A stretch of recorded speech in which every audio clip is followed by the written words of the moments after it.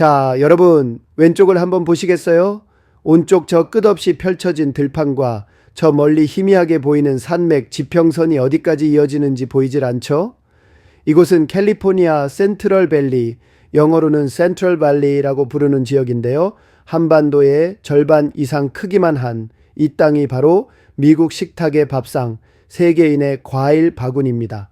그런데 저 왼쪽 끝, 안개 같기도 하고 연무 같기도 한 그 너머에 보이는 저 산맥 보이시죠? 바로 시에라네바다 산맥입니다.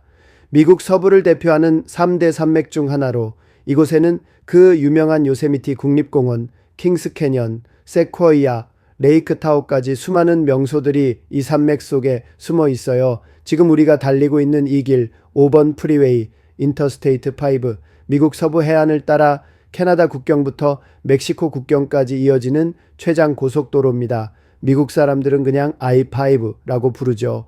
우리식으로 말하자면 경부 고속도로에 해당하는 주간 간선도로라고 보시면 됩니다. 이제 본격적으로 센트럴 밸리를 달리며 좌우를 한번 같이 보실까요? 왼쪽을 보시면 넓게 펼쳐진 대규모 과수원과 농장이 보이실 거예요. 저곳은 대부분 상업용 농업으로 운영되는데요. 기계화되어 있고 자동화되어 있어서 인력은 적게 들어가지만 전 세계로 수출되는 고부가 가치 농산물들이 생산됩니다. 아몬드, 호두, 피스타치오, 올리브, 포도, 라임, 레몬 등등 여러분이 한국에서 간식으로 드시는 견과류, 샐러드에 들어가는 과일들, 그리고 와인에 들어가는 포도 대부분이 바로 이곳에서 자랍니다. 특히 아몬드는 전 세계 생산량의 약 80% 이상이 이곳 캘리포니아에서 나옵니다. 정말 어마어마하죠. 오른쪽을 보시면 언덕이 있고 산이 조금 더 황량해 보이죠? 이곳은 사람이 농사 지을 수 없어서 방목지로 많이 활용됩니다. 저기 보이는 소들은 앵거스 비프로 유명한 블랙 앵거스 소인데요. 미국에서도 고급 육으로 분류되고 한국에서도 수입되는 프리미엄 소고기입니다. 자연 방목 중이기 때문에 품질도 좋고 가격도 비싸요. 왼쪽은 사람이 땅을 관리하고 오른쪽은 자연 그대로 두는 것, 이런 대조적인 모습이 미국 농업의 또 다른 매력입니다. 이렇게 센트럴 밸리를 관통하며 남쪽으로 3시간 정도 더 내려가면 베이커스필드라는 도시가 나옵니다. 우리는 그곳을 지나 시에라네바다 산맥의 가장 낮은 고개를 넘어 라스베이거스 방향이나 동쪽 국립공원들로 이동하게 됩니다. 그런데 여러분, 지금 우리가 있는 이 센트럴 밸리 크기가 얼마나 될까요? 남북길이만 약 700km, 동서폭은 80에서 100km 정도 됩니다. 면적으로 보면 무려 5만 제곱킬로미터가 넘는데 이게 어느 정도냐면 우리나라 남한 전체 면적의 절반 이상, 경상남북도와 충청도를 합친 면적보다 큽니다. 기후는 어떠냐면요. 여름은 덥고 건조하고 겨울은 온화하고 비가 내리는 지중해성 기후, 메디테리네언 클라이밋입니다. 바로 이 기후 덕분에 과일, 견과류, 채소, 포도 같은 작물들이 엄청나게 잘 자라요. 캘리포니아는 미국 전체에서 아몬드, 호두, 피스타치오, 포도, 토마토, 딸기, 브로콜리, 아보카도, 오렌지, 우유 등 수많은 작물에서 1위를 기록하고 있고요. 이곳에서 나는 농산물은 한국을 포함한 전 세계 150여 개국으로 수출되고 있습니다. 특히 한국으로는 아몬드, 피스타치오, 호두 같은 견과류, 캘리포니아 와인용 포도와 건포도, 치즈와 버터 같은 낙농 제품, 그리고 신선한 딸기, 블루베리, 오렌지, 아보카도까지 들어가고 있어요. 한국 마트에서 미국산 아몬드나 캘리포니아산 포도라고 쓰여진 걸 보시면 오늘 이 길에서 보신 저 들판과 나무들이 바로 그 고향입니다. 여러분, 지금 이 광활한 땅을 가로질러 5번 프리웨이를 달리며 보는 풍경은 단순한 밭이 아니라 미국의 경제, 그리고 세계인의 식탁을 지탱하는 거대한 생명줄 같은 곳입니다. 이 드넓은 평야에서 우리는 자연의 힘과 인간의 노력, 그리고 기술과 기후가 어우러진 아름다운 농업의 조화를 직접 보고 있는 겁니다.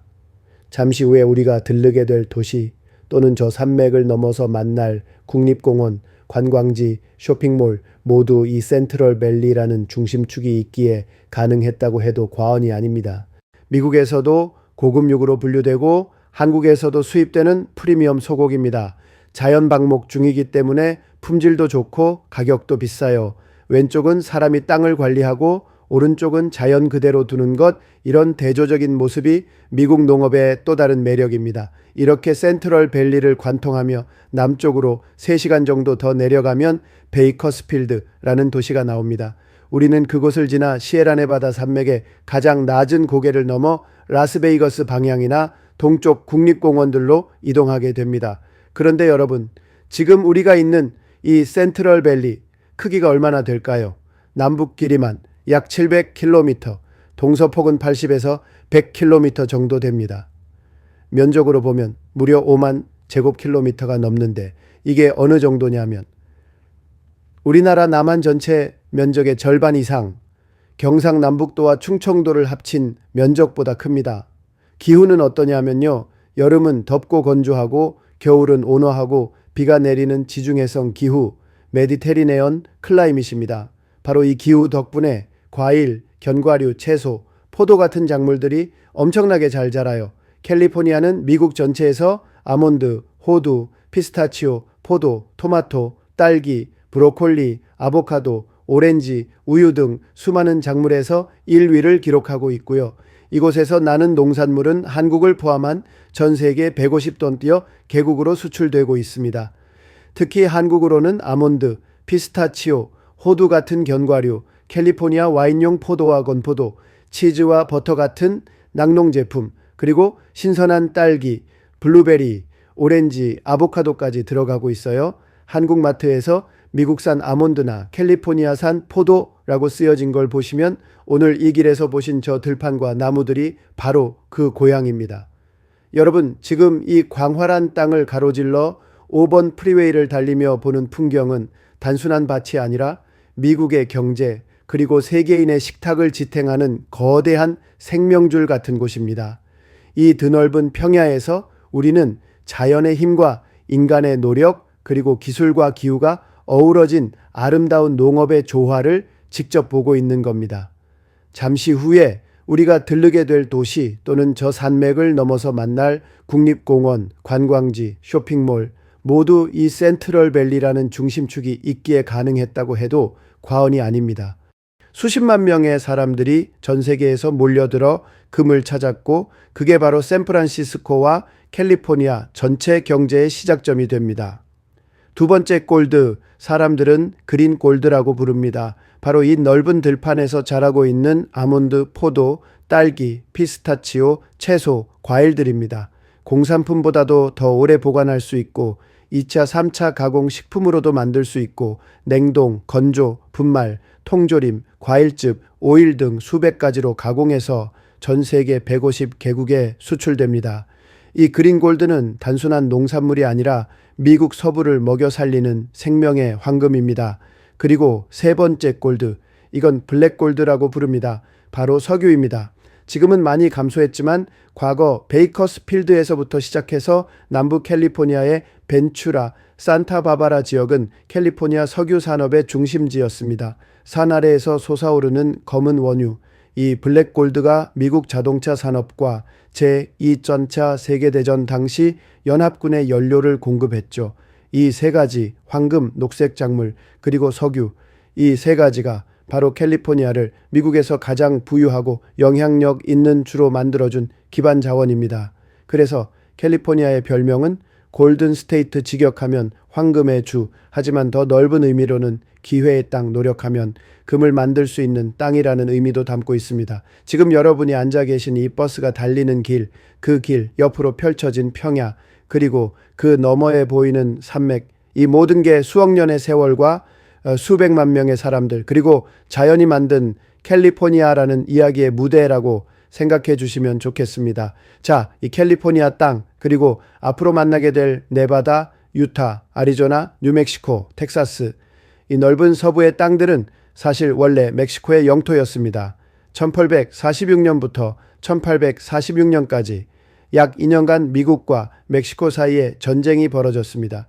전쟁의 직접적인 이유는 미국의 영토 확장 욕심, 특히 서부로 태평양 연안까지 땅을 넓히고 싶어 했던 야망 때문이었죠. 이 전쟁이 끝난 후 1848년 멕시코는 미국과의 과달루페 이달고 조약 트리티 업 과다루페 히달고에 서명하면서 전체 국토의 절반에 가까운 영토, 지금의 캘리포니아, 네바다, 유타, 애리조나, 뉴멕시코, 그리고 텍사스 일부를 미국에 넘기게 됩니다. 그야말로 빼앗겼다고 해도 과언이 아닌 역사적인 사건이었죠. 그리고 참 신기하게도 바로 그 해 1848년 캘리포니아에서는 사금, 즉 금 골드이 발견됩니다. 사크라멘토 근처에서 제임스 마샬이라는 사람이 목재 공장에서 일하다가 발견한 사금 한 조각이 곧바로 골드러시로 이어지게 되고 전 세계 수십만 명의 사람들이 이 황금의 땅을 향해 몰려들게 됩니다. 그래서 당시 사람들 사이에서는 이런 말도 있었죠. 미국은 멕시코 땅을 돈 주고 산 것이 아니라 금을 미리 알고 땅을 산 것이다. 그만큼 이 땅은 보이는 것보다 훨씬 더 가치 있는 자원이 숨어 있는 금덩어리 같은 땅이었습니다.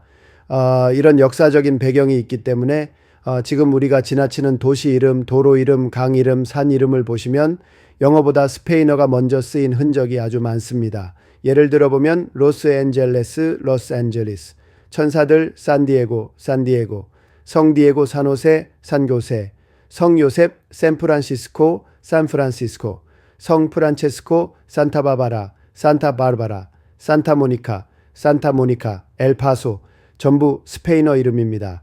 그리고 도로 이름도 카미노 레알, 엘 카미노 레알, 즉 왕의 길이라는 뜻의 옛 스페인 식민지 시절 도로명을 그대로 쓰고 있기도 합니다. 마을 이름, 음식, 건축 양식, 심지어 사람들의 얼굴과 성씨까지 이 지역에는 여전히 스페인과 멕시코 문화의 흔적이 깊게 배어 있습니다. 그 이유는 간단합니다. 이 지역은 먼저 스페인의 식민지였고 이후 멕시코의 영토였으며 마지막으로 미국에 편입된 지역이기 때문입니다. 그래서 여러분이 이 여행에서 만나게 될 길 이름, 음식점, 건물들에서 영어보다는 스페인어가 먼저 들리는 느낌, 미국인데 어쩐지 멕시코 같고 유럽 남부처럼 느껴지는 분위기, 그 모든 것이 바로 이 땅의 복잡하고 풍부한 역사와 문화의 유산인 것입니다. 지금 버스 창 밖으로 보이시는 이 장면 정말 장관이죠. 끝없이 펼쳐진 과수원, 드론처럼 보이는 자동 살수기, 그리고 질서정연하게 정비된 밭과 나무들, 캘리포니아 센트럴 밸리의 이 모습은 현대 농업의 최첨단 기술이 집약된 땅입니다. 하지만 여러분, 그렇게 넓은 땅을 지나치면서 사람이 일하는 모습 거의 안 보이지 않으셨나요? 이유는 간단합니다. 이곳은 거의 완전히 기계화, 자동화된 대규모 농장이기 때문입니다. 하지만 기계만으로 모든 게 가능할까요? 이 거대한 농업 시스템을 실제로 움직이는 건 바로 사람, 그 중에서도 대부분은 라틴 아메리카 출신의 이민 노동자들입니다. 멕시코, 과테말라, 엘살바도르, 온두라스 등 중남미 출신의 이민자들이 새벽부터 해질 때까지 덥고 건조한 밭에서 과일을 따고 나무를 손질하고 기계를 돌리고 운반하고 선별하고 포장합니다. 여러분이 한국에서 마트에서 사시는 미국산 아몬드, 캘리포니아산 포도, 프리미엄 블루베리의 그 출발점에는 바로 이 이름 없는 남미계 노동자들의 손길과 땀이 묻어 있는 겁니다. 아이러니하게도 이 땅은 원래 그들 조상들의 땅이었을 수도 있습니다. 캘리포니아는 1848년까지 멕시코 땅이었고 스페인어 이름의 도시들 산타 마리아, 산타 클라라, 산타 바바라, 산호세는 바로 그들 조상의 언어와 신앙에서 비롯된 것이니까요. 하지만 지금 이 땅의 주역은 누구일까요? 백인 소유주, 다국적 농업회사, 유통업체, 기계와 기술자들이 농장을 관리하고 이민자들은 고된 노동을 제공하지만 정당한 권리와 보상은 받지 못한 채 늘 그림자처럼 존재합니다. 그럼에도 불구하고 이 땅에서 일하는 그들은 자신이 뿌리내린 땅이라는 자부심을 가지고 있습니다. 이 땅은 우리의 땀으로 살아있다는 조용한 자존심, 비록 주인 대접은 받지 못하지만 미국 농업을 실제로 떠받치고 있는 진짜 주인공들이라는 걸 그들은 잘 알고 있습니다. 수출되는 농산물, 황금보다 비싼 아몬드, 전 세계 식탁에 올라가는 와인, 샐러드, 간식, 디저트, 그 모든 것의 시작점은 바로 이곳에서 일하고 있는 사람들입니다. 자동화의 시대에도 여전히 인간의 손길, 이민자의 노동, 보이지 않는 희생이 이 사회를 움직이고 있다는 걸 이 캘리포니아 평야에서 다시금 느낄 수 있습니다. 여러분, 창밖을 보시면서 저 무표정한 밭과 나무들 너머에 이름 없는 수천 명의 이민자들, 그들의 고단한 삶과 조용한 자부심이 숨어 있다는 것을 기억해 주세요. 오늘 이 순간 그들에게 진심 어린 마음의 박수와 존경을 보냅니다. 스페인어 여성 성인 이름이 포함된 도시명, 산타 플러스 여성 이름, 산타바바라, 산타바바라, 성바바라, 세인바바라에서 유래, 캘리포니아 중부 해안의 아름다운 해변 도시이자 스페인풍 미션 건축이 유명함, 산타클라라, 산타클라라, 성녀 클라라, 세인트 클레레에서 유래. 지금의 실리콘밸리 중심 도시 중 하나로 애플과 인텔 본사가 인접해 있음, 산타크루스, 산타크루즈, 거룩한 십자가라는 뜻이지만 종종 여성 성인의 이미지와 혼용됨, 해변, 보드워크, 히피 문화와 서핑 명소로 유명함, 산타마리아 성모 마리아에서 유래, 캘리포니아 중부 내륙의 와인 생산지이자 딸기와 채소 재배지로 유명. 예, 황금보다 더 빛나는 건 그 땅을 일구는 사람들의 손입니다. 이민자들의 땀방울이 세계를 먹여 살립니다. 산타파우라, 산타폴라, 성녀 폴라에서 유래, 작은 농업도시로 주로 감귤류 재배 중심, 산타모니카, 산타모니카, 성녀 모니카에서 유래, 로스앤젤레스 해안의 유명한 관광지로 피어와 빛이, 쇼핑몰이 상징적, 산타로사, 산타로사, 성녀 로사, 세인트 로스에서 유래, 나파 인근 북부 캘리포니아 와인 지역 중심 도시 중 하나, 산타 와이네스, 산타 이네즈, 성녀 이네즈, 세인트 앙네스에서 유래, 산타 바바라 인근의 와인밸리 마을, 산타 리타, 산타 리타, 성녀 리타, 세인트 리타이에서 유래, 캘리포니아 외에도 뉴멕시코 등지에 위치한 농촌 지역, 감옥 이름으로도 유명, 산타페, 산타페, 거룩한 믿음, 홀리 페이스이라는 뜻. 뉴멕시코 주의 주도이며 미국에서 가장 오래된 스페인계 도시 중 하나. 자, 이번에 우리가 지금 지나고 있거나 앞으로 여행하게 될 도시들 중에 산타, 산타프로 시작하는 이름들 보이시죠? 산타 바바라, 산타 클라라, 산타 로사, 산타 마리아, 산타 모니카, 산타 리타. 이 모든 도시 이름은 스페인어로 성스러운 여성 성인의 이름에서 유래한 것입니다. 산타는 영어의 세인트, 그 중에서도 여성 성인을 뜻합니다. 예를 들어 산타바바라는 성바바라, 산타모니카는 성녀 모니카, 산타클라라는 성녀 클라라의 이름에서 따온 거죠. 이렇게 스페인어 이름이 많은 이유는 바로 이 땅이 예전에는 스페인 식민지, 그 뒤에는 멕시코 영토였기 때문입니다. 스페인은 1700년대 후반부터 가톨릭 선교사들을 통해 엘 카미노 레알, 즉 왕의 길을 따라 21개의 미션 선교소를 세웠고 그 주변에 도시들이 자라나게 됩니다. 그래서 오늘날 캘리포니아의 도시, 강, 산, 거리, 이름들 중엔 영어보다도 스페인어가 더 먼저 등장하고 가톨릭 성인의 이름으로 도시가 불리는 경우가 아주 많습니다. 특히 여성 성인의 이름이 도시 이름이 된 경우는 성모 마리아와 그 외 성녀들에 대한 깊은 신앙심이 도시 문화 속에 녹아 있다는 뜻이기도 하죠. 그러니 여러분이 산타라는 이름이 붙은 도시를 지날 때 그 이름 속에 담긴 역사와 종교 그리고 문화의 흔적을 함께 떠올려 보시면 이 여행이 훨씬 더 풍성하게 느껴지실 겁니다. 자, 여러분, 지금 우리가 달리고 있는 이 고속도로는 바로 미국에서 가장 긴 고속도로 I-5 5번 프리웨이 고속도로입니다. 이 도로는 캘리포니아를 남북으로 가장 빠르게 연결하는 대동맥과도 같은 길인데요. 북쪽 샌프란시스코와 세크라멘토부터 시작해서 로스앤젤레스와 샌디에이고를 지나 멕시코 국경까지 이어지는 아주 중요한 교통축입니다. 왼쪽으로 펼쳐진 드넓은 평야, 끝이 보이지 않지요? 마치 바다처럼 보이지 않으세요? 이곳은 바로 세계적인 농업지대 캘리포니아 센트럴 밸리입니다. 미국의 식탁을 책임지는 세계 최고의 곡창지대로 높은 가격에 판매되는 고부 가치 견과류들을 생산해서 세계로 수출하고 있는 곳입니다.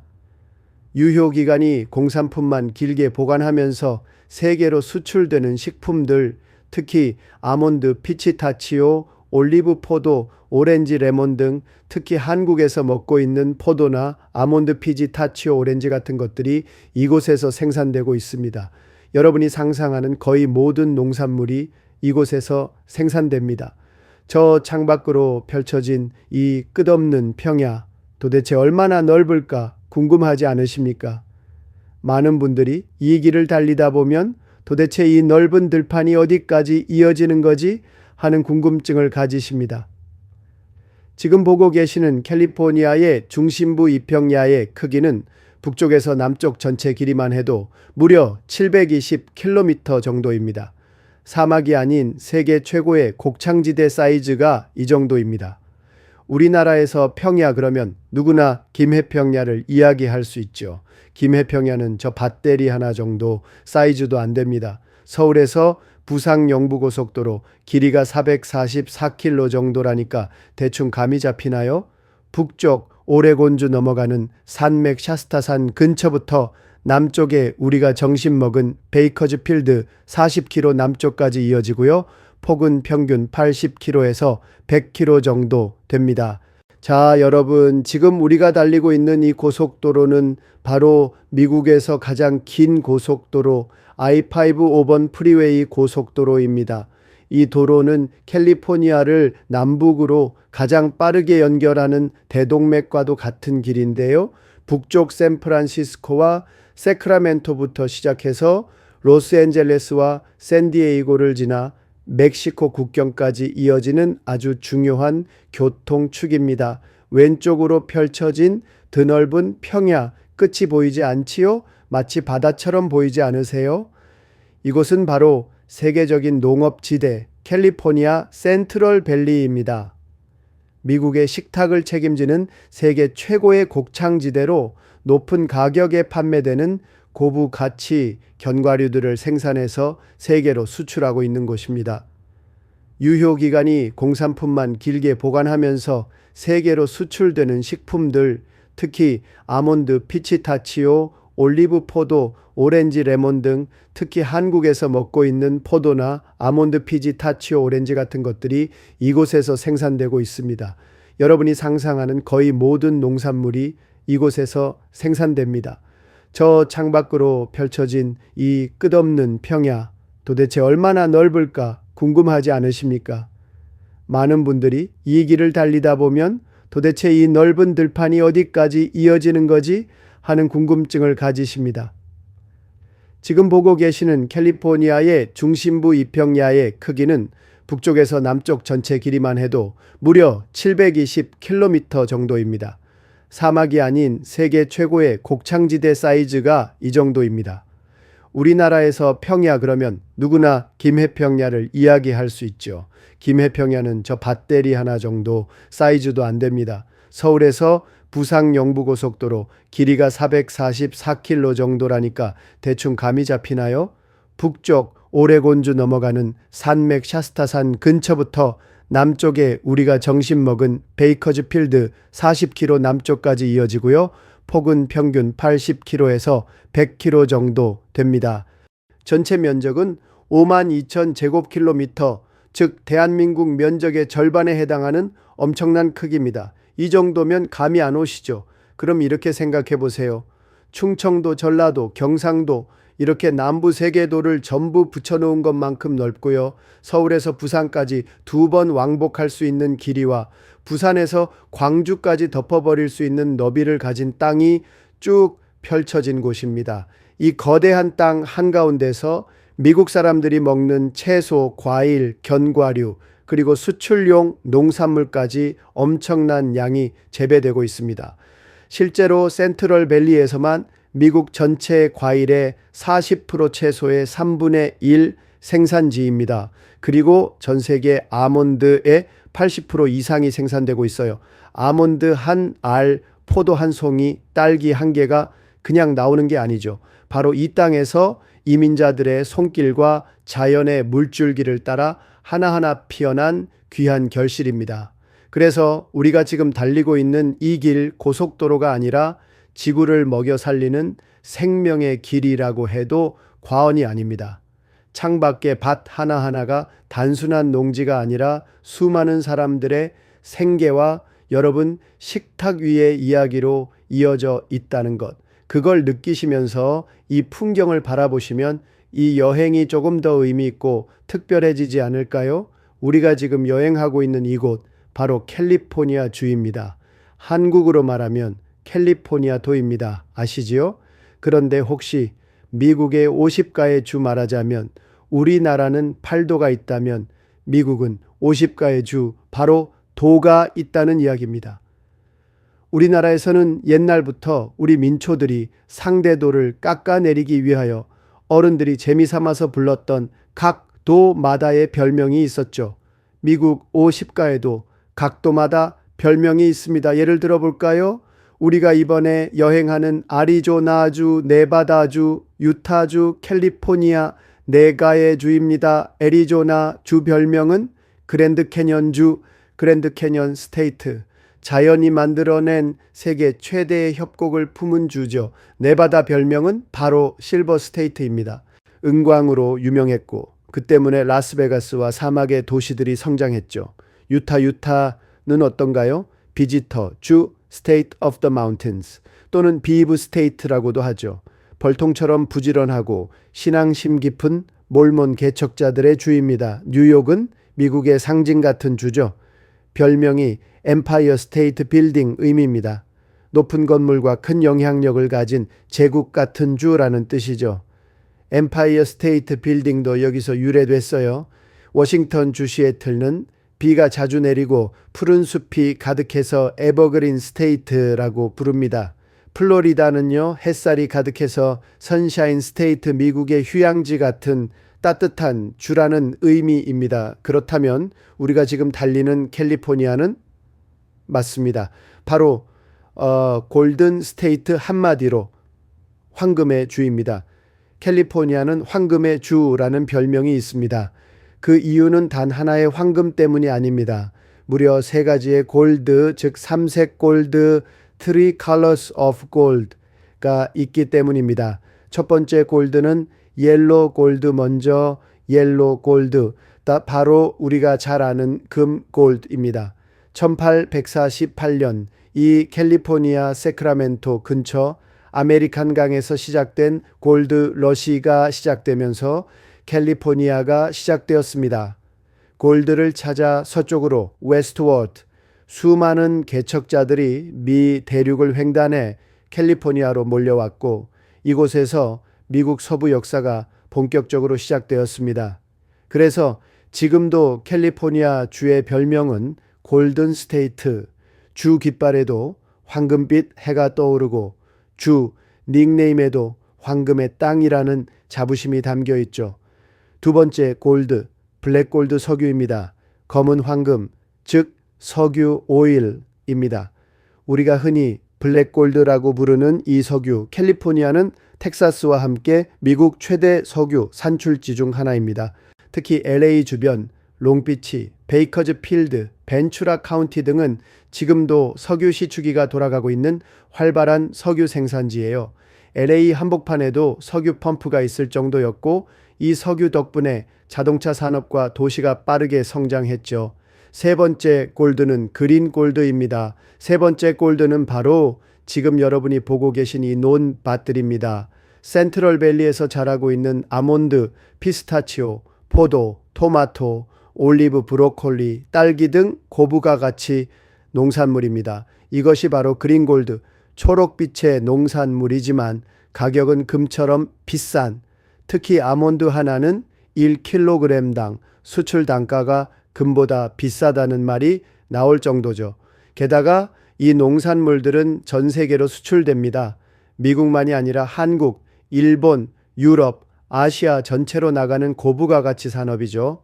이렇듯 캘리포니아는 옐로 골드금, 블랙 골드 석유, 그린 골드 농산물 이 세 가지가 함께 있는 진짜 황금의 땅, 바로 골든 스테이트입니다.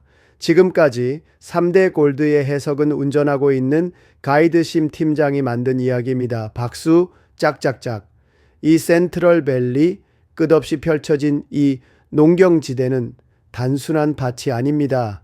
이곳은 말 그대로 물의 기적이 일어난 땅입니다. 여러분 창밖에 보이는 이 넓은 들판에 과연 어디서 이렇게 많은 물이 오는 걸까요? 그 비밀은 바로 저 왼쪽 끝 멀리 뿌연 실루엣으로 솟아있는 거대한 산맥, 바로 시에라 네바다 산맥, 시에라 네바다 마운틴스에 있습니다. 시에라 네바다란 이름은 스페인어로 눈 덮인 톱니산, 즉 하얀 산맥이라는 뜻입니다. 미국 3대 산맥 중 하나로 캘리포니아 동쪽을 따라 길게 뻗어 있으며 그 안에는 정말 유명한 장소들이 숨어 있답니다. 여러분이 다녀왔거나 다녀가실 캘리포니아 국립공원 요세미티 내셔널 파크, 또 세코이아 내셔널 파크, 킹스 캐년 국립공원, 그리고 북미에서 가장 높은 산상호인 레이타호 호수 등이 있습니다. 이 시에라 네바다는 겨울이면 엄청난 양의 눈이 쌓이고 그 눈이 봄부터 천천히 녹기 시작해 여름 내내 물이 끊임없이 캘리포니아 센트럴 밸리로 흘러 들어오는 것입니다. 시에라 네바다에서 흘러내린 눈 녹은 물의 스노멜트 워터은 수많은 운하, 댐, 터널, 물길을 통해 정밀하게 관리됩니다. 대표적으로는 프리언댐 델타 맨도타운 하센, 산루이스 레servoir 등이 있습니다. 이 물이 없으면 센트럴 밸리는 그냥 사막이었을 겁니다. 오른쪽에 자연 그대로에 사는 황금잔디 색깔이, 지만 왼쪽의 사람들의 손에 의해서 스프링쿨러를 이용해서 물을 뿌려주는 곳은 파란 색깔 극렬하게 표시가 되고 있지요. 이 물 덕분에 세계 최대의 아몬드, 피스타치오, 포도, 그리고 고부가 가치 농산물인 그린 골드를 키우는 축복받은 농업지대가 된 겁니다. 특히 아몬드 나무, 피스타치오 나무는 매일 수십 리터의 물을 필요로 하는 물 많이 먹는 작물인데요. 그런 작물들이 이렇게 잘 자라는 건 바로 이 시에라 네바다의 생명수 덕분입니다. 이 센트럴 밸리의 물은 그냥 물이 아닙니다. 하늘에서 내려온 눈, 산맥을 타고 흘러내린 자연의 선물, 그리고 사람의 기술과 노력으로 이어진 생명줄이죠. 그래서 이곳 농민들은 물을 단순한 자원이 아니라 하늘이 내린 축복, 생명의 피라고 부릅니다. 캘리포니아 이 땅 센트럴 밸리는 참으로 축복받은 땅입니다. 하늘에서는 시에라 네바다의 눈이 물이 되어 내려오고 땅은 사막이었지만 물 덕분에 옥토가 되었고 해는 1년 내내 빛나며 작물들이 잘 자라는 풍요의 조건을 갖췄습니다. 그래서 이곳을 미국의 곡창지대, 그린골드의 본고장이라고 부릅니다. 하지만 여러분, 아무리 자연이 아름답고 땅이 비옥해도 그 땅을 일구고 씨를 뿌리고 수확하고 나르는 건 결국 사람입니다. 이곳 여름 기온이 어느 정도인지 아세요? 화씨로는 100도에서 150도를 오르내립니다. 섭씨로는 018도에서 49도까지 올라가는 무시무시한 더위입니다. 한낮에 바깥에 서 있기만 해도 어지러운데 이런 기온 속에서도 밭에서 허리를 굽히고 딸기를 따고 상추를 자르고 포도를 수확하는 사람들이 있습니다. 그들은 누구일까요? 바로 멕시코, 엘살바도르, 과테말라, 온두라스, 니카라과 등 라틴 아메리카에서 온 이민자들입니다. 이들은 이른 새벽 4시 반쯤 일어나 아직 해가 뜨기 전부터 밭에 나갑니다. 무거운 장화를 신고 얼굴을 수건으로 감싸고 땀을 흘리며 12시간 넘게 일하고 가끔은 해가 져도 헤드램프를 켜고 작업을 계속합니다. 이들이 없으면 아무리 땅이 비옥하고 물이 풍부하고 농기계가 있어도 우리가 마트에서 만나는 과일 하나도 나올 수 없습니다. 이 센트럴 밸리에서 생산되는 아몬드, 피스타치오, 포도, 토마토, 딸기, 브로콜리 등은 미국 전역은 물론 한국, 일본, 유럽, 중동, 중국까지 전 세계로 수출됩니다.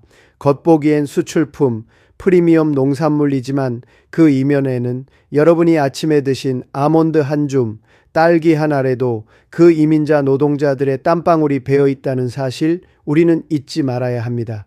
그들은 서류가 없고 보험이 없고 미국 시민도 아니고 이름조차 기록되지 않는 경우도 많지만 그들이 없었다면 이 땅의 농업도, 이 나라의 식탁도, 세계의 수출도 존재하지 않습니다.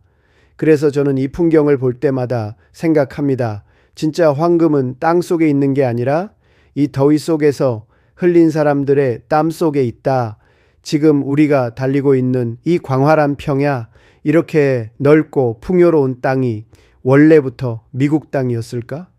대대적으로 유구한 역사를 가지고 내려온 미국 땅밭 같지만 사실 178 여전 전에는 멕시코 땅이었다는 사실입니다. 수많은 사연과 이야기를 품고 있는 역사적인 땅입니다. 이 캘리포니아 그리고 지금의 유타, 네바다, 애리조나, 뉴멕시코 같은 서부 땅들은 원래 스페인의 식민지였다가 이후 멕시코의 영토였습니다. 그런데 1846년 미국이 멕시코와 전쟁을 시작하게 됩니다. 미국은 대서양에서 태평양까지 서쪽으로 더 서쪽으로 그 유명한 서부 개척 정신 Manifest Destiny 아래 땅을 확장하고 싶었고 결국 2년 뒤인 1848년 미국과 멕시코는 전쟁을 끝내고 조약을 맺습니다. 그 조약의 이름이 바로 과달루페 이달고 조약더입니다. 그 조약 한 장으로 미국은 멕시코로부터 엄청난 면적의 땅을 가져오게 됩니다. 지금 우리가 밟고 있는 이 센트럴 밸리도 그때 함께 넘어온 거죠. 그런데요, 전쟁이 끝나기도 전에 정확히는 1848년 1월 지금의 세크라멘토 근처에서 목수 출신 한 목공소에서 물길 작업을 하던 노동자가 우연히 작은 금덩어리를 발견합니다. 그 소문이 퍼져 다음 해인 1849년 수많은 사람들이 골드를 외치며 미국 동부, 유럽, 아시아에서까지 몰려듭니다. 이게 바로 캘리포니아 골드러시 그리고 샌프란시스코 포티나이너라는 팀 이름의 유래가 된 포티나이너들의 이야기입니다. 하지만 금은 아무나 캐는 게 아니었어요. 실제로 많은 이들이 실패하고 병들고 굶고 돌아갔죠. 그 와중에 미국 정부는 고민합니다. 이 땅 이렇게 넓은데 사람이 살지를 않아. 우리가 전쟁에서 가져왔는데 써먹지를 못하네. 그래서 고민 끝에 내놓은 대책이 있었습니다. 바로 1862년 링컨 대통령이 서명한 법률 하나, 그게 바로 유명한 홈스테드 법입니다. 이 법은 아주 간단합니다.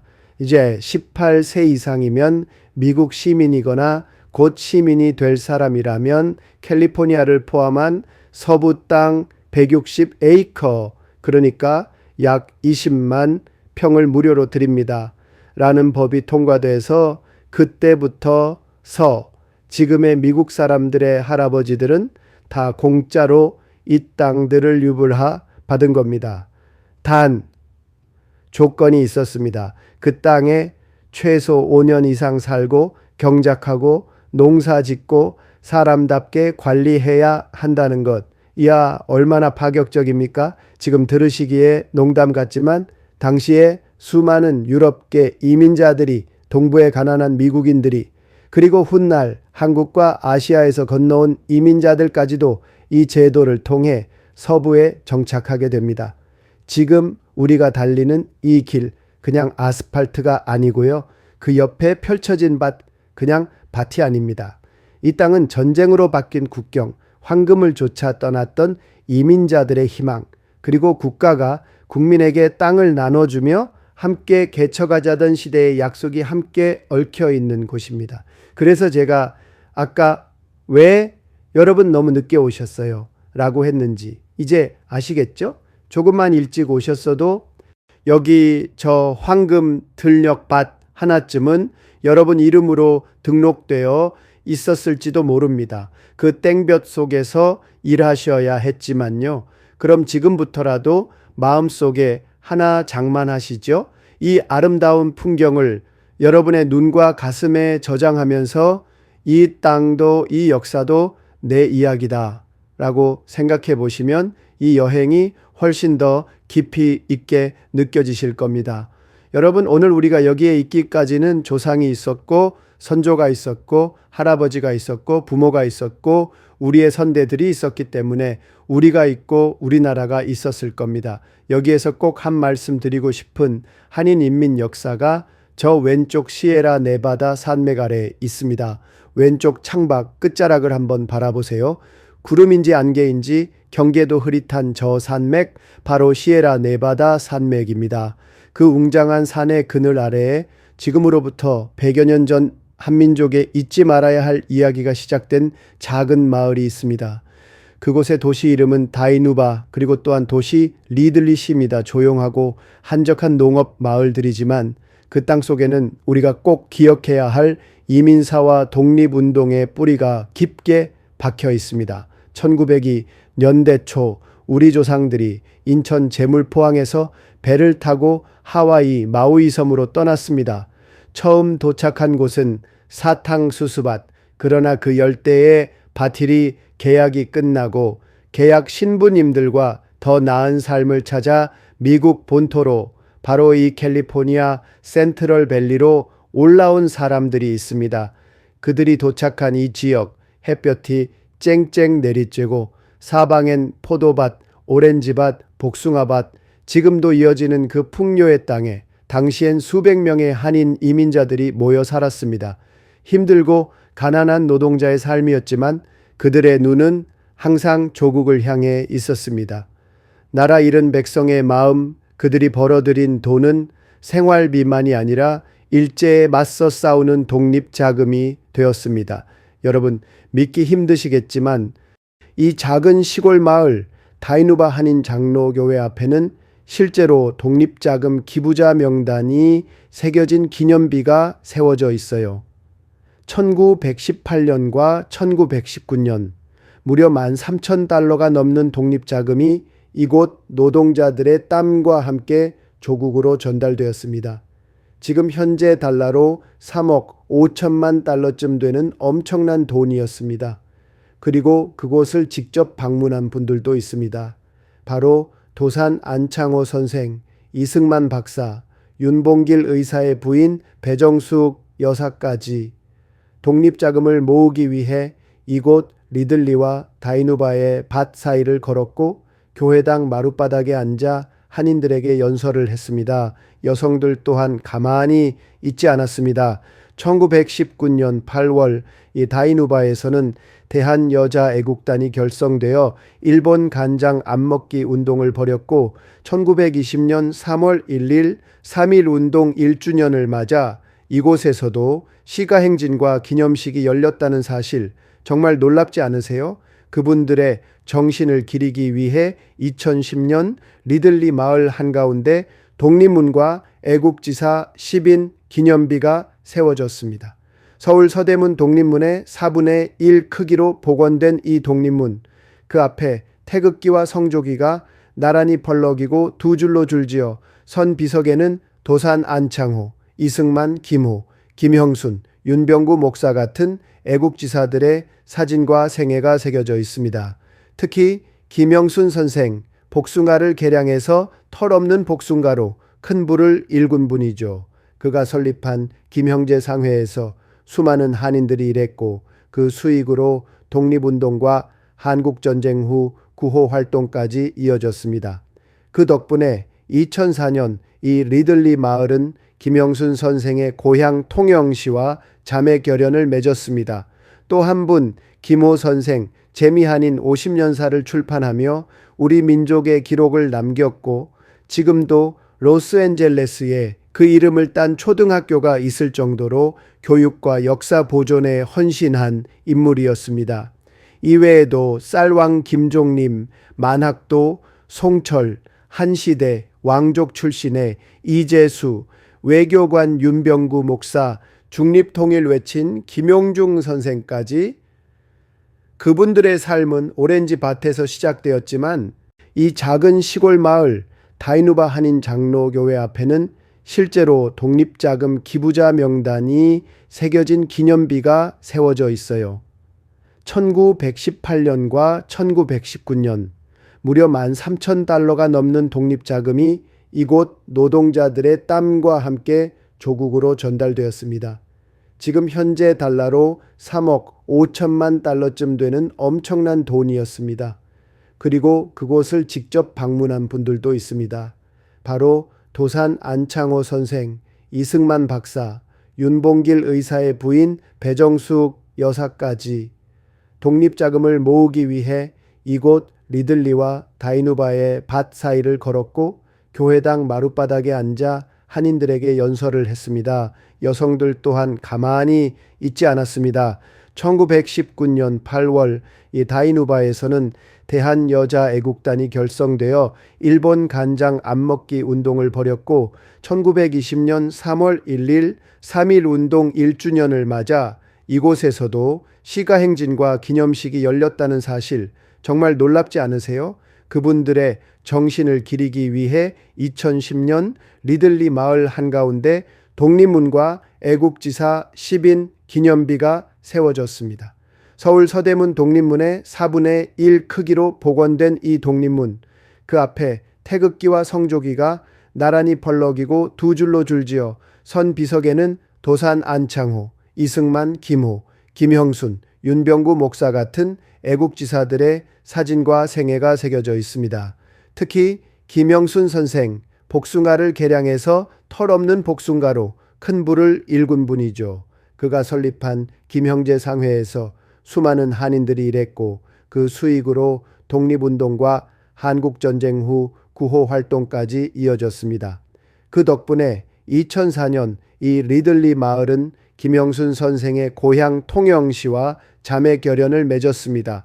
또 한 분 김호 선생 재미한인 50년사를 출판하며 우리 민족의 기록을 남겼고 지금도 로스앤젤레스에 그 이름을 딴 초등학교가 있을 정도로 교육과 역사 보존에 헌신한 인물이었습니다.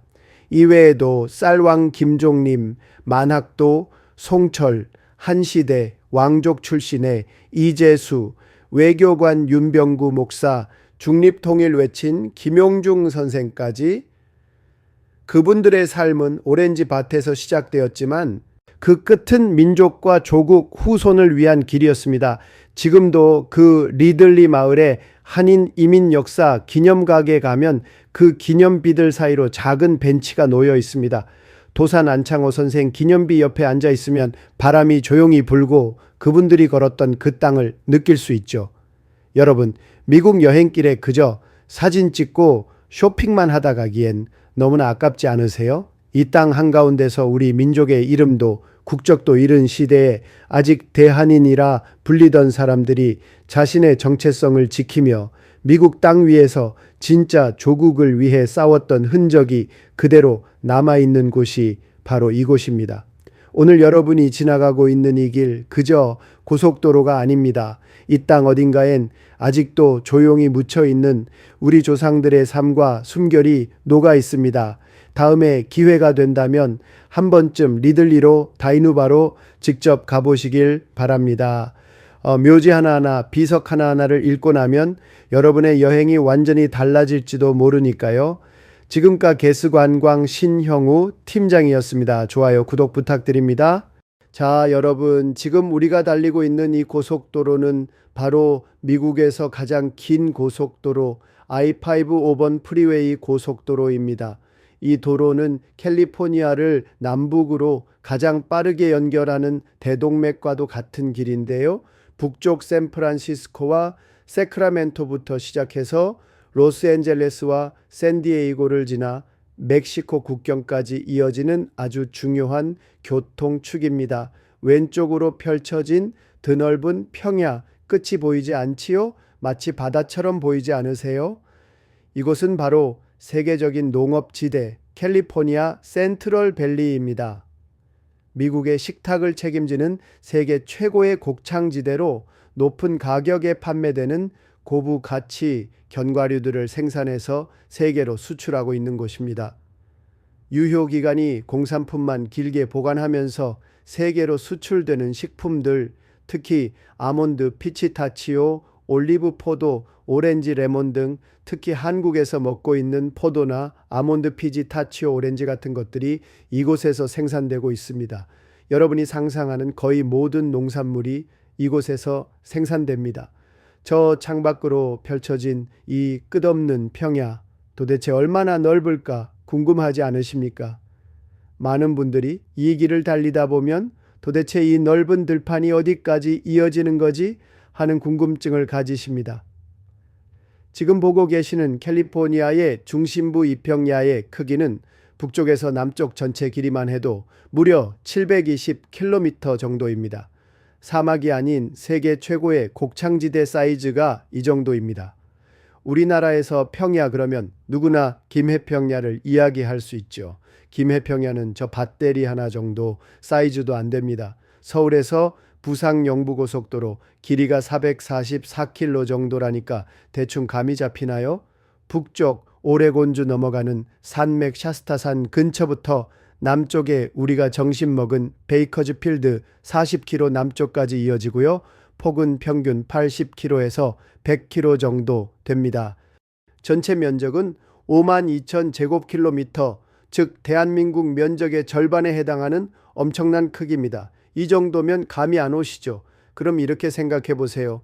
충청도, 전라도, 경상도 이렇게 남부 세 개 도를 전부 붙여놓은 것만큼 넓고요. 서울에서 부산까지 2번 왕복할 수 있는 길이와 부산에서 광주까지 덮어버릴 수 있는 너비를 가진 땅이 쭉 펼쳐진 곳입니다. 이 거대한 땅 한가운데서 미국 사람들이 먹는 채소, 과일, 견과류, 그리고 수출용 농산물까지 엄청난 양이 재배되고 있습니다. 실제로 센트럴밸리에서만 미국 전체 과일의 40% 채소의 3분의 1 생산지입니다. 그리고 전 세계 아몬드의 80% 이상이 생산되고 있어요. 아몬드 한 알, 포도 한 송이, 딸기 한 개가 그냥 나오는 게 아니죠. 바로 이 땅에서 이민자들의 손길과 자연의 물줄기를 따라 하나하나 피어난 귀한 결실입니다. 그래서 우리가 지금 달리고 있는 이 길 고속도로가 아니라 지구를 먹여 살리는 생명의 길이라고 해도 과언이 아닙니다. 창밖의 밭 하나하나가 단순한 농지가 아니라 수많은 사람들의 생계와 여러분 식탁 위의 이야기로 이어져 있다는 것, 그걸 느끼시면서 이 풍경을 바라보시면 이 여행이 조금 더 의미 있고 특별해지지 않을까요? 우리가 지금 여행하고 있는 이곳 바로 캘리포니아 주입니다. 한국으로 말하면 캘리포니아 도입니다. 아시지요? 그런데 혹시 미국의 50가의 주 말하자면 우리나라는 8도가 있다면 미국은 50가의 주 바로 도가 있다는 이야기입니다. 우리나라에서는 옛날부터 우리 민초들이 상대도를 깎아내리기 위하여 어른들이 재미삼아서 불렀던 각 도마다의 별명이 있었죠. 미국 50가에도 각 도마다 별명이 있습니다. 예를 들어 볼까요? 우리가 이번에 여행하는 아리조나주, 네바다주, 유타주, 캘리포니아 네 가의 주입니다. 애리조나 주 별명은 그랜드 캐년주, 그랜드 캐년 스테이트. 자연이 만들어낸 세계 최대의 협곡을 품은 주죠. 네바다 별명은 바로 실버 스테이트입니다. 은광으로 유명했고 그 때문에 라스베가스와 사막의 도시들이 성장했죠. 유타는 어떤가요? 비지터 주, State of the Mountains 또는 비브 스테이트라고도 하죠. 벌통처럼 부지런하고 신앙심 깊은 몰몬 개척자들의 주입니다. 뉴욕은 미국의 상징 같은 주죠. 별명이 엠파이어 스테이트 빌딩 의미입니다. 높은 건물과 큰 영향력을 가진 제국 같은 주라는 뜻이죠. 엠파이어 스테이트 빌딩도 여기서 유래됐어요.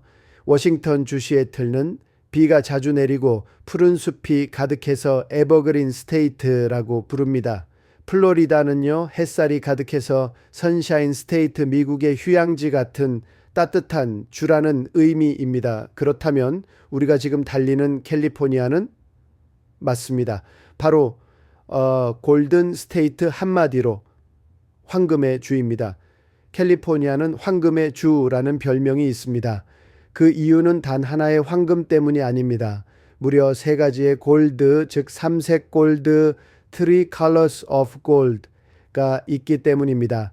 첫 번째 골드는 옐로 골드, 먼저 옐로 골드, 바로 우리가 잘 아는 금 골드입니다. 1848년 이 캘리포니아 세크라멘토 근처 아메리칸 강에서 시작된 골드 러시가 시작되면서 캘리포니아가 시작되었습니다. 골드를 찾아 서쪽으로 웨스트워드 수많은 개척자들이 미 대륙을 횡단해 캘리포니아로 몰려왔고 이곳에서 미국 서부 역사가 본격적으로 시작되었습니다. 그래서 지금도 캘리포니아 주의 별명은 골든 스테이트, 주 깃발에도 황금빛 해가 떠오르고 주 닉네임에도 황금의 땅이라는 자부심이 담겨 있죠. 두 번째 골드, 블랙골드 석유입니다. 검은 황금, 즉 석유 오일입니다. 우리가 흔히 블랙골드라고 부르는 이 석유, 캘리포니아는 텍사스와 함께 미국 최대 석유 산출지 중 하나입니다. 특히 LA 주변, 롱비치, 베이커즈 필드, 벤추라 카운티 등은 지금도 석유 시추기가 돌아가고 있는 활발한 석유 생산지예요. LA 한복판에도 석유 펌프가 있을 정도였고 이 석유 덕분에 자동차 산업과 도시가 빠르게 성장했죠. 세 번째 골드는 그린 골드입니다. 세 번째 골드는 바로 지금 여러분이 보고 계신 이 논밭들입니다. 센트럴밸리에서 자라고 있는 아몬드, 피스타치오, 포도, 토마토, 올리브, 브로콜리, 딸기 등 고부가 가치 농산물입니다. 이것이 바로 그린골드, 초록빛의 농산물이지만 가격은 금처럼 비싼, 특히 아몬드 하나는 1kg당 수출 단가가 금보다 비싸다는 말이 나올 정도죠. 게다가 이 농산물들은 전 세계로 수출됩니다. 미국만이 아니라 한국, 일본, 유럽, 아시아 전체로 나가는 고부가 가치 산업이죠. 이렇듯 캘리포니아는 옐로 골드금, 블랙 골드 석유, 그린 골드 농산물 이 세 가지가 함께 있는 진짜 황금의 땅, 바로 골든 스테이트입니다. 지금까지 3대 골드의 해석은 운전하고 있는 가이드심 팀장이 만든 이야기입니다. 박수 짝짝짝. 이 센트럴밸리 끝없이 펼쳐진 이 농경지대는 단순한 밭이 아닙니다. 이곳은 말 그대로 물의 기적이 일어난 땅입니다. 여러분 창밖에 보이는 이 넓은 들판에 과연 어디서 이렇게 많은 물이 오는 걸까요? 그 비밀은 바로 저 왼쪽 끝 멀리 뿌연 실루엣으로 솟아있는 거대한 산맥, 바로 시에라 네바다 산맥, 시에라 네바다 마운틴스에 있습니다. 시에라 네바다란 이름은 스페인어로 눈 덮인 톱니산, 즉 하얀 산맥이라는 뜻입니다. 미국 3대 산맥 중 하나로 캘리포니아 동쪽을 따라 길게 뻗어 있으며 그 안에는 정말 유명한 장소들이 숨어 있답니다. 여러분이 다녀왔거나 다녀가실 캘리포니아 국립공원 요세미티 내셔널 파크, 또 세코이아 내셔널 파크, 킹스 캐년 국립공원, 그리고 북미에서 가장 높은 산상호인 레이타호 호수 등이 있습니다. 이 시에라 네바다는 겨울이면 엄청난 양의 눈이 쌓이고 그 눈이 봄부터 천천히 녹기 시작해 여름 내내 물이 끊임없이 캘리포니아 센트럴 밸리로 흘러 들어오는 것입니다. 시에라 네바다에서 흘러내린 눈 녹은 물, 스노멜트 워터은 수많은 운하, 댐, 터널, 물길을 통해 정밀하게 관리됩니다. 대표적으로는 프리언댐 델타 멘도타운 하센, 산루이스 레servoir 등이 있습니다. 이 물이 없으면 센트럴밸리는 그냥 사막이었을 겁니다. 오른쪽에 자연 그대로에 사는 황금잔디 색깔이, 지만 왼쪽의 사람들의 손에 의해서 스프링쿨러를 이용해서 물을 뿌려주는 곳은 파란 색깔 극렬하게 표시가 되고 있지요.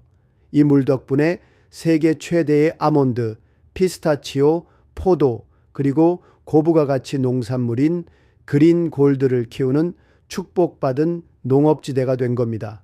특히 아몬드 나무, 피스타치오 나무는 매일 수십 리터의 물을 필요로 하는 물 많이 먹는 작물인데요. 그런 작물들이 이렇게 잘 자라는 건 바로 이 시에라 네바다의 생명수 덕분입니다. 이 센트럴 밸리의 물은 그냥 물이 아닙니다. 하늘에서 내려온 눈, 산맥을 타고 흘러내린 자연의 선물, 그리고 사람의 기술과 노력으로 이어진 생명줄이죠. 그래서 이곳 농민들은 물을 단순한 자원이 아니라 하늘이 내린 축복, 생명의 피라고 부릅니다. 캘리포니아 이 땅 센트럴밸리는 참으로 축복받은 땅입니다. 하늘에서는 시에라 네바다의 눈이 물이 되어 내려오고 땅은 사막이었지만 물 덕분에 옥토가 되었고 해는 1년 내내 빛나며 작물들이 잘 자라는 풍요의 조건을 갖췄습니다. 그래서 이곳을 미국의 곡창지대, 그린골드의 본고장이라고 부릅니다. 하지만 여러분, 아무리 자연이 아름답고 땅이 비옥해도 그 땅을 일구고 씨를 뿌리고 수확하고 나르는 건 결국 사람입니다. 이곳 여름 기온이 어느 정도인지 아세요? 화씨로는 100도에서 150도를 오르내립니다. 섭씨로는 018도에서 49도까지 올라가는 무시무시한 더위입니다. 한낮에 바깥에 서 있기만 해도 어지러운데 이런 기온 속에서도 밭에서 허리를 굽히고 딸기를 따고 상추를 자르고 포도를 수확하는 사람들이 있습니다. 그들은 누구일까요? 바로 멕시코, 엘살바도르, 과테말라, 온두라스, 니카라과 등 라틴 아메리카에서 온 이민자들입니다. 이들은 이른 새벽 4시 반쯤 일어나 아직 해가 뜨기 전부터 밭에 나갑니다. 무거운 장화를 신고 얼굴을 수건으로 감싸고 땀을 흘리며 12시간 넘게 일하고 가끔은 해가 져도 헤드램프를 켜고 작업을 계속합니다. 이들이 없으면 아무리 땅이 비옥하고 물이 풍부하고 농기계가 있어도 우리가 마트에서 만나는 과일 하나도 나올 수 없습니다. 이 센트럴밸리에서 생산되는 아몬드, 피스타치오, 포도, 토마토, 딸기, 브로콜리 등은 미국 전역은 물론 한국, 일본, 유럽, 중동, 중국까지 전 세계로 수출됩니다. 겉보기엔 수출품, 프리미엄 농산물이지만 그 이면에는 여러분이 아침에 드신 아몬드 한 줌, 딸기 한 알에도 그 이민자 노동자들의 땀방울이 배어 있다는 사실 우리는 잊지 말아야 합니다.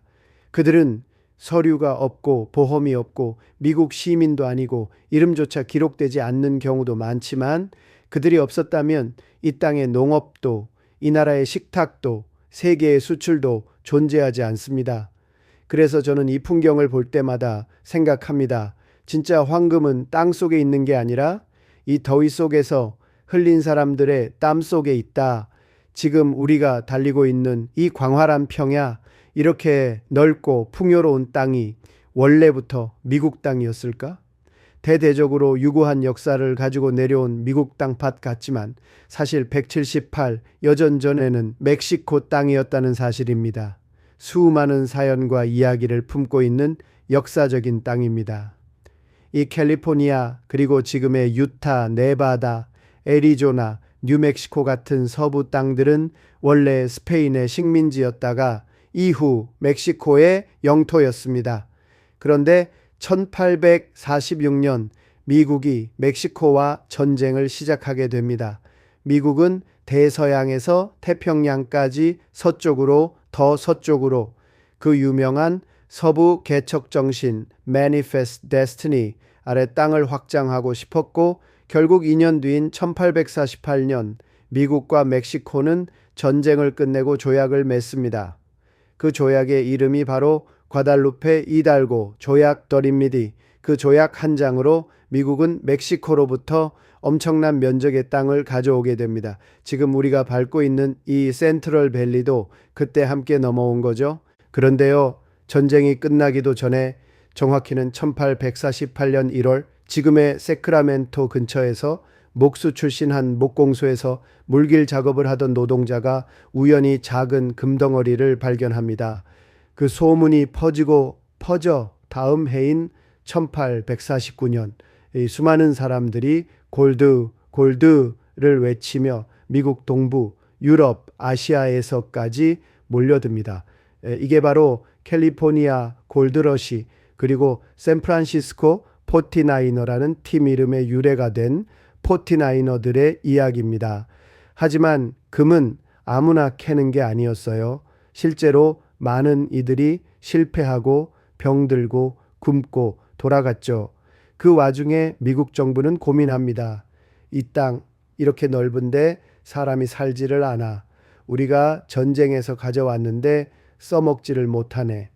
그래서 고민 끝에 내놓은 대책이 있었습니다. 바로 1862년 링컨 대통령이 서명한 법률 하나, 그게 바로 유명한 홈스테드 법입니다. 이 법은 아주 간단합니다. 이제 18세 이상이면 미국 시민이거나 곧 시민이 될 사람이라면 캘리포니아를 포함한 서부 땅 160에이커, 그러니까 약 20만 평을 무료로 드립니다. 라는 법이 통과돼서 그때부터 지금의 미국 사람들의 할아버지들은 다 공짜로 이 땅들을 유불하 받은 겁니다. 단 조건이 있었습니다. 그 땅에 최소 5년 이상 살고 경작하고 농사 짓고 사람답게 관리해야 한다는 것. 이야 얼마나 파격적입니까? 지금 들으시기에 농담 같지만 당시에 수많은 유럽계 이민자들이, 동부의 가난한 미국인들이, 그리고 훗날 한국과 아시아에서 건너온 이민자들까지도 이 제도를 통해 서부에 정착하게 됩니다. 지금 우리가 달리는 이 길, 그냥 아스팔트가 아니고요. 그 옆에 펼쳐진 밭, 그냥 밭이 아닙니다. 이 땅은 전쟁으로 바뀐 국경, 황금을 쫓아 떠났던 이민자들의 희망, 그리고 국가가 국민에게 땅을 나눠주며 함께 개척하자던 시대의 약속이 함께 얽혀 있는 곳입니다. 그래서 제가 아까 왜 여러분 너무 늦게 오셨어요? 라고 했는지 이제 아시겠죠? 조금만 일찍 오셨어도 여기 저 황금 들녘밭 하나쯤은 여러분 이름으로 등록되어 있었을지도 모릅니다. 그 땡볕 속에서 일하셔야 했지만요. 그럼 지금부터라도 마음속에 하나 장만하시죠. 이 아름다운 풍경을 여러분의 눈과 가슴에 저장하면서 이 땅도 이 역사도 내 이야기다 라고 생각해 보시면 이 여행이 훨씬 더 깊이 있게 느껴지실 겁니다. 여러분, 오늘 우리가 여기에 있기까지는 조상이 있었고 선조가 있었고 할아버지가 있었고 부모가 있었고 우리의 선대들이 있었기 때문에 우리가 있고 우리나라가 있었을 겁니다. 여기에서 꼭 한 말씀 드리고 싶은 한인 인민 역사가 저 왼쪽 시에라 네바다 산맥 아래에 있습니다. 왼쪽 창밖 끝자락을 한번 바라보세요. 구름인지 안개인지 경계도 흐릿한 저 산맥, 바로 시에라 네바다 산맥입니다. 그 웅장한 산의 그늘 아래에 지금으로부터 100여 년 전 한민족의 잊지 말아야 할 이야기가 시작된 작은 마을이 있습니다.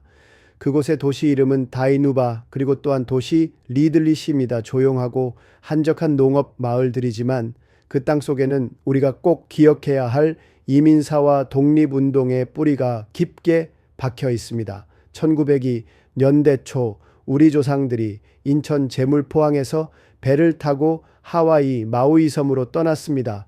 처음 도착한 곳은 사탕수수밭, 그러나 그 열대의 밭일이 계약이 끝나고 계약 신부님들과 더 나은 삶을 찾아 미국 본토로, 바로 이 캘리포니아 센트럴 밸리로 올라온 사람들이 있습니다.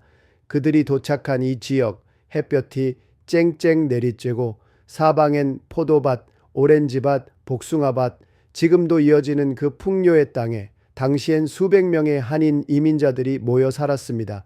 힘들고 가난한 노동자의 삶이었지만 그들의 눈은 항상 조국을 향해 있었습니다.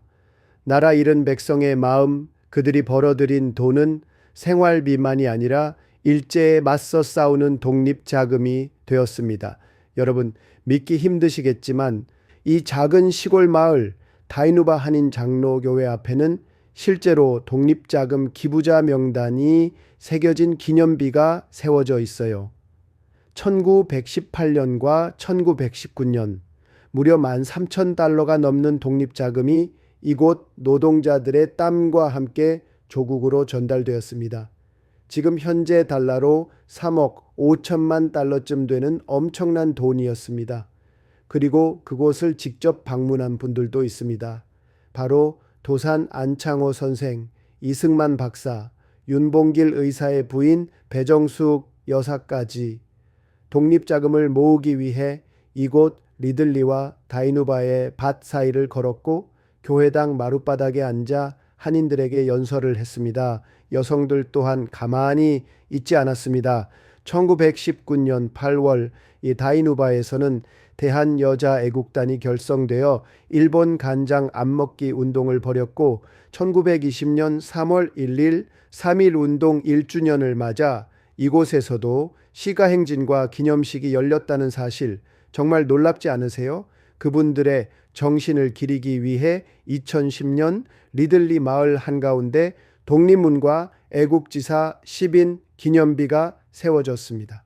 서울 서대문 독립문의 4분의 1 크기로 복원된 이 독립문, 그 앞에 태극기와 성조기가 나란히 펄럭이고 두 줄로 줄지어 선 비석에는 도산 안창호, 이승만, 김호, 김형순, 윤병구 목사 같은 애국지사들의 사진과 생애가 새겨져 있습니다. 특히 김형순 선생, 복숭아를 개량해서 털없는 복숭아로 큰 부를 일군 분이죠. 그가 설립한 김형제 상회에서 수많은 한인들이 일했고 그 수익으로 독립운동과 한국전쟁 후 구호 활동까지 이어졌습니다. 그 덕분에 2004년 이 리들리 마을은 김형순 선생의 고향 통영시와 자매 결연을 맺었습니다. 또 한 분 김호 선생 재미한인 50년사를 출판하며 우리 민족의 기록을 남겼고 지금도 로스앤젤레스에 그 이름을 딴 초등학교가 있을 정도로 교육과 역사 보존에 헌신한 인물이었습니다. 이외에도 쌀왕 김종림, 만학도, 송철, 한시대, 왕족 출신의 이재수, 외교관 윤병구 목사, 중립통일 외친 김용중 선생까지 그분들의 삶은 오렌지 밭에서 시작되었지만 그 끝은 민족과 조국 후손을 위한 길이었습니다. 지금도 그 리들리 마을에 한인 이민 역사 기념각에 가면 그 기념비들 사이로 작은 벤치가 놓여 있습니다. 도산 안창호 선생 기념비 옆에 앉아 있으면 바람이 조용히 불고 그분들이 걸었던 그 땅을 느낄 수 있죠. 여러분, 미국 여행길에 그저 사진 찍고 쇼핑만 하다 가기엔 너무나 아깝지 않으세요? 이 땅 한가운데서 우리 민족의 이름도 국적도 잃은 시대에 아직 대한인이라 불리던 사람들이 자신의 정체성을 지키며 미국 땅 위에서 진짜 조국을 위해 싸웠던 흔적이 그대로 남아있는 곳이 바로 이곳입니다. 오늘 여러분이 지나가고 있는 이 길 그저 고속도로가 아닙니다. 이 땅 어딘가엔 아직도 조용히 묻혀있는 우리 조상들의 삶과 숨결이 녹아 있습니다. 다음에 기회가 된다면 한 번쯤 리들리로 다이누바로 직접 가보시길 바랍니다.